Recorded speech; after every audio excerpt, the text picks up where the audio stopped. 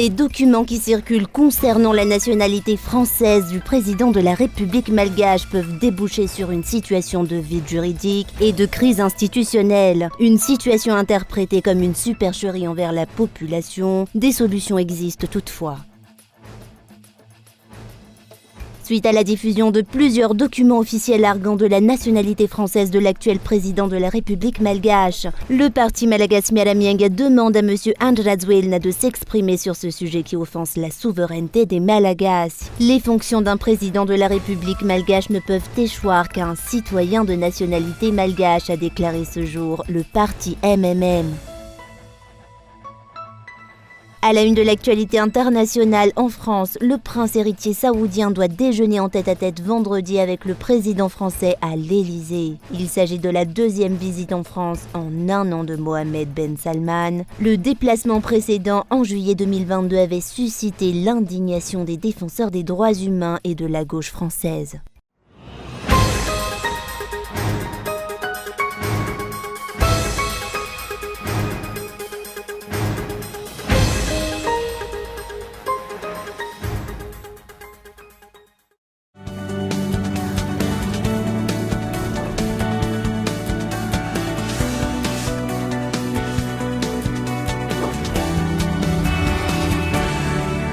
Fankalazana ny fafitopolo taonany ny orinasa Star dia minolotra ho antsika Star Tour Tana 2023 ny fatelo amby roapolo fa efatra amby roapolo ary fadimy roapolo jona ao amin'ny Coliseum. Hitantsika amin'izany ny Zuma seho miaraka Mad Max avy eo ambondrony, ny Asabotsy spectacle miaraka amin'ny César sy Lionel, ny alahady dimy roapolo jona kosa miaraka amin'ny Eljo, Stephanie ary Samuel. Isan'andro dia isy ireo Kiralo Kermesse sy animation isan-karazany izay azahoana loka BDB iarana amin'ny Fouet, Baron, DJ MPX, DJ Lumsa ary DJ Gova. Manomboka amin'ny 2 ora tolakandro, tsy misy vidim-pidirana, misokatra amin'ny 12 taona ny vavahady.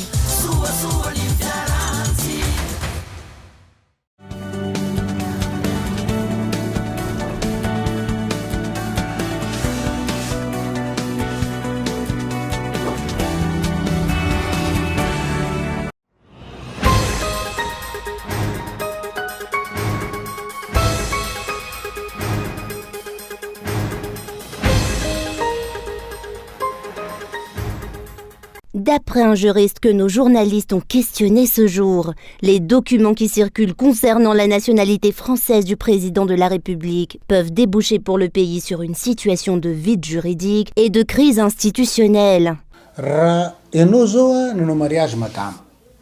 Si vous vous mariez et qu'ultérieurement, il est prouvé que vous êtes déjà marié, cela veut dire que vous avez fraudé. Vous vous mariez légalement dans la commune d'Ambatumravav et plus tard quelqu'un constate que vous étiez déjà marié dans la commune de Masumilk. Votre second mariage est tout de suite invalidé. Cela veut dire qu'en ce moment, nous n'avons pas de dirigeants. C'est donc un gros problème, car il y a un vide juridique et un vide institutionnel actuellement. Et que devient donc ce pays ? À l'instar de votre mariage qui a été invalidé, toutes les lois depuis 2014 ne sont donc pas valides. Il y a donc un vide juridique. Tous les décrets relatifs aux nominations du Premier ministre, des ministres et au emploi de l'État sont nuls et non avenus. C'est un grave problème, difficile à résoudre, mais pour lequel nous devons trouver une solution.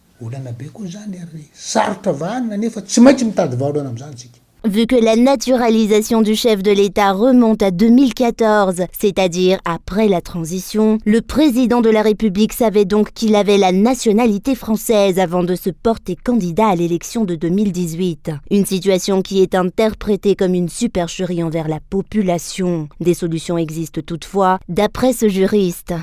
Il y a 3 choses qui peuvent être faites. L'Assemblée nationale a le droit de voter une motion de censure contre le Premier ministre, comme elle a le droit de voter une motion de déchéance. Le cas s'est déjà présenté avec le président Albert Zaf, qui a été frappé d'une motion de déchéance. Si elle ne le fait pas, elle est complice de ce qui se passe actuellement. La 3e issue, il ne faut pas qu'on en arrive là, car elle va générer des troubles dans le pays. La population peut s'insurger contre, et à ce moment-là, les Malgaches risquent de se battre entre eux. C'est la 3e issue, mais nous ne devons pas l'emprunter.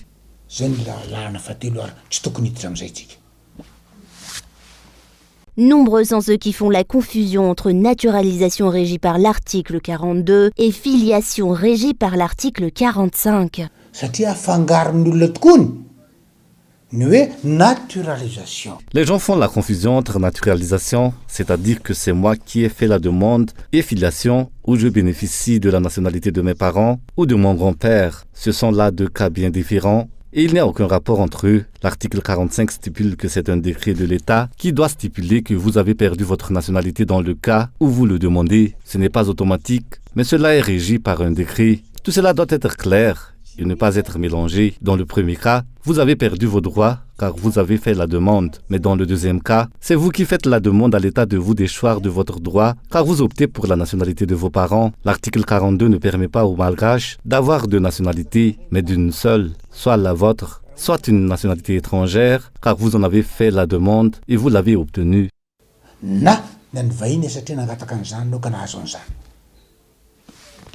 Quant aux organisations de la société civile, elles n'ont pas voulu réagir aujourd'hui sur la question.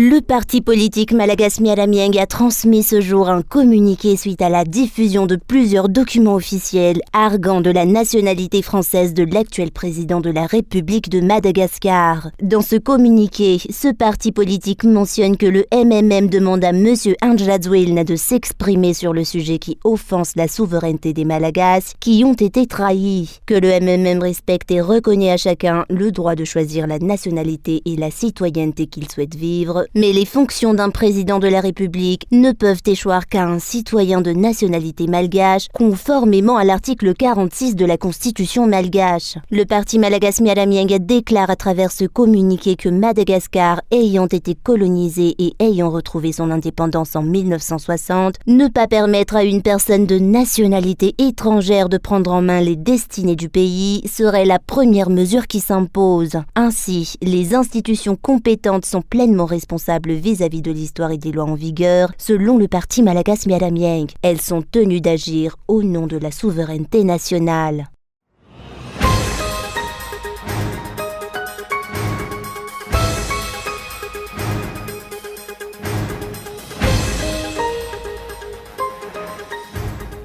Le parti HVM figure aussi parmi les partis politiques qui réclament des explications concernant la nationalité française du président de la République malgache, Andrazoelna. Ce parti politique évoque une fois de plus le caractère sacré du régime républicain à Madagascar.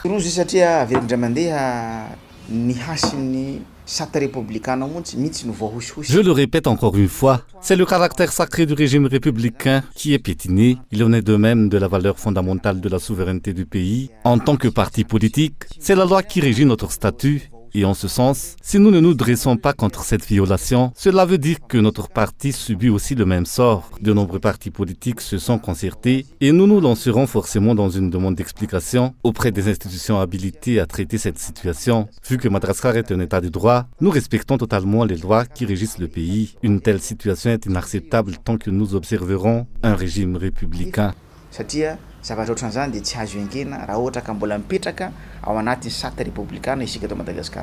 Les actions du parti HVM ne se limiteront pas à une simple demande d'explication. Ce parti politique se dit prêt à lutter pour défendre l'état de droit à Madagascar.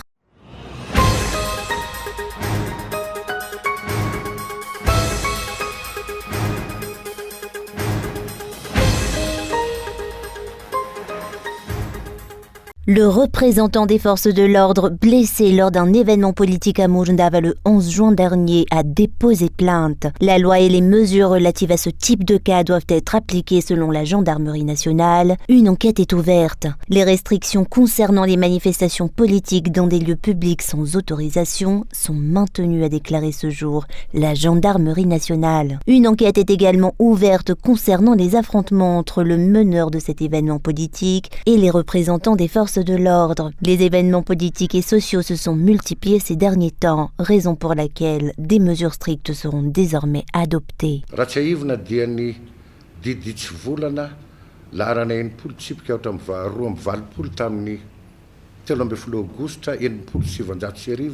Le décret 60/82 du 13 août 1960 régit toutes les manifestations et les procédures requises pour ce genre d'événements. La loi contrôle et protège les représentants des forces de l'ordre. Conformément à l'article 224 du Code de procédure pénale, il mentionne que la provocation et l'agression d'un représentant des forces de l'ordre en exercice de ses fonctions sont interdites et punies par la loi. En ce sens, nous sommes actuellement en cours d'examen de tous ces faits. Des mesures doivent être prises. L'intérêt supérieur de la population prévaut toujours face à ces manifestations, vu qu'elles comptent certes des partisans, mais les autres citoyens qui n'y participent pas se retrouvent perturbés. Misy tokoa ny mpanohana ny hetsika ary misy ny olona tsy ao anatin'izany nefa mety voatotoina noho ny fanatanterahana andreny. À noter que le 11 juin dernier, suite à un événement politique sur la voie publique que les forces de l'ordre ont tenté d'interrompre, des affrontements entre le meneur de la manifestation et les forces de l'ordre ont eu lieu. La bousculade qui s'en est suivie a blessé un représentant des forces de l'ordre qui, suite à cela, a déposé plainte au tribunal.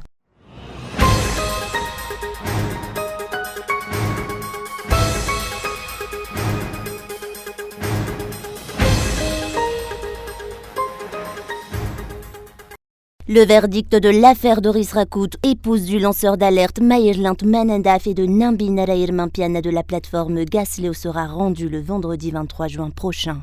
Le procès a eu lieu aujourd'hui au tribunal à Anos. Doris Rakout est inculpée pour 3 chefs d'accusation, dont le rassemblement sans autorisation, l'organisation de manifestations en pleine rue sans autorisation et l'outrage aux forces de l'ordre. Son avocat a réfuté de telles accusations. Madame Doris Rakout avait juste l'intention de rassembler des gens. C'est ce qui a été dit dans les médias. Il n'y a pas eu de rassemblement vu qu'elle a été seule à marcher sur la rue menant à Nalakil. Pour nous, l'infraction n'a pas été commise car il n'y a eu aucun rassemblement. Personne n'est venu troubler l'ordre public. C'est ce que nous avons expliqué lorsque nous avons défendu notre cliente. Doris Rakout mise à part, Nambi Narair Mampiana de la plateforme Gasleo a aussi comparu devant les juges aujourd'hui. Ce dernier avait été arrêté et emprisonné lors de la manifestation qu'avait tenté d'organiser Doris Rakout. Son avocat a plaidé pour sa liberté provisoire, mais il n'a pas eu gain de cause. Liberté provisoire, moi. L'avocat a demandé une liberté provisoire, mais la décision revient à la justice. Nous laissons donc la justice suivre son cours. Le verdict concernant ces 2 affaires sera donc rendu dans une semaine.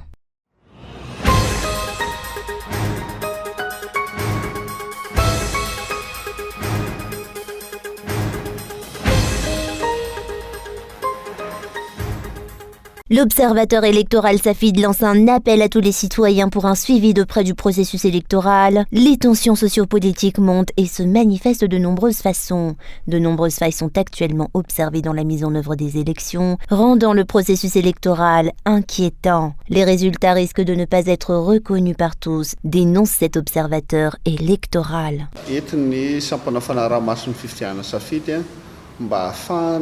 Pour que tous les citoyens prennent tous leurs responsabilités, l'Observateur électoral Safid lance un appel à tous ceux qui sont prêts à suivre de près et à contrôler le déroulement des élections, vu que cette année 2023 est une année électorale. Or, le contexte à l'approche de ces élections devient compliqué. Une prise de responsabilité importante des citoyens est nécessaire pour la tenue d'élections transparentes et reconnues par tous. Cette année 2023 et pour les autres élections à venir.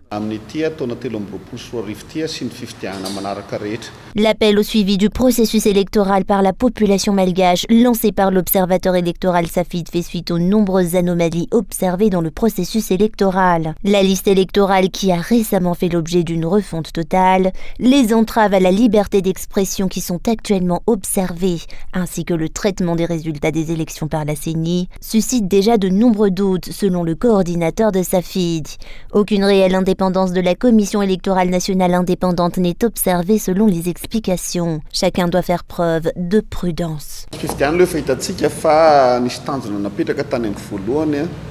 En ce qui concerne les élections, des objectifs ont été préétablis, mais ils n'ont pas été atteints. C'est déjà une faille dans l'élaboration de la liste électorale. Beaucoup essaient déjà d'effectuer des contrôles à la base et observent divers aspects du processus, qui ne sont toujours pas encore au point dans les inscriptions, qui n'ont pas enregistré dans la liste, des manquements qui n'ont même pas été rectifiés en dépit des réclamations faites par le citoyen. Ny olona efa nisoratra nefany efa hanao andeha ataoko hoe réclamation izy mbola tsy voasoratra ihany. Des milliers de bureaux de vote nécessiteront un contrôle et un suivi lors des élections à Madagascar. L'objectif sera de déployer assez d'observateurs partout dans l'île pour le faire, selon Safidi.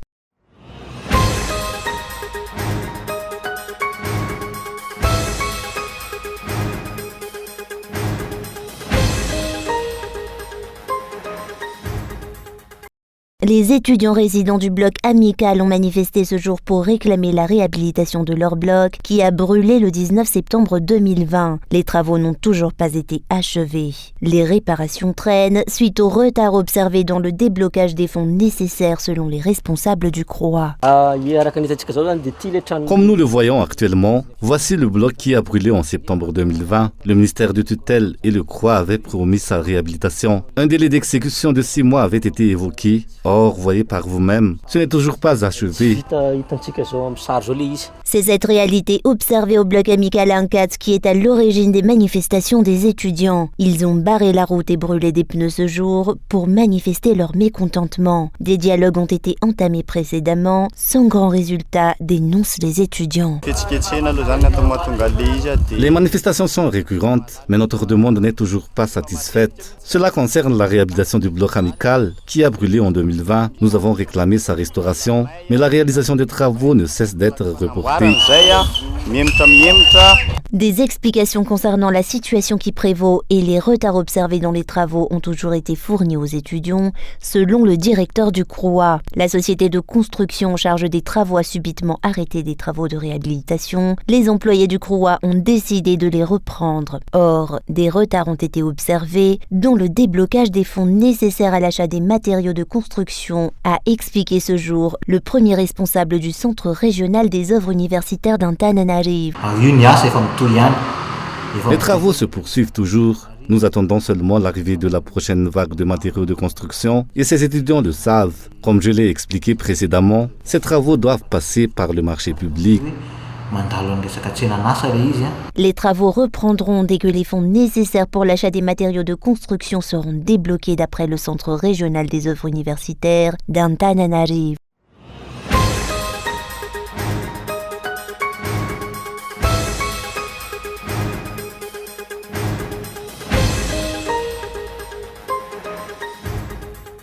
Nouvelle poignée de main controversée en perspective. Un an après sa visite à Paris, le prince héritier saoudien Mohammed Ben Salman déjeunera demain à l'Élysée. Surnommé MBS, il est critiqué pour ses graves violations des droits de l'homme, alors pourquoi continuer à le recevoir? Emmanuel Macron va l'accueillir demain au risque de choquer. L'homme fort de Riyad est accusé d'être impliqué dans l'assassinat du journaliste Jamal Khashoggi et de réprimer violemment les oppositions. Nous sommes scandalisés par la situation des droits humains en Arabie Saoudite. Et d'abord, le recours aussi à la peine de mort. 196 exécutions en 2022, contre 87 en 2021, contre 27 en 2020. Donc on voit que ce chiffre ne cesse d'augmenter. L'Élysée justifie la rencontre.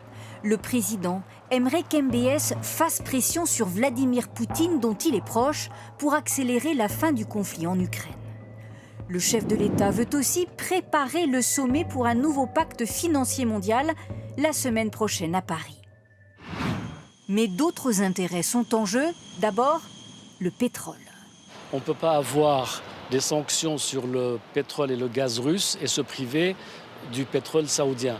Donc il faut alimenter les marchés. C'est tout simplement, les États sont des monstres froids et la réelle politique commande qu'on traite avec MBS. Riche, l'Arabie Saoudite représente aussi de potentiels contrats. Emmanuel Macron aurait d'ailleurs renoncé à un déplacement demain dans le sud-ouest pour recevoir un dirigeant devenu incontournable.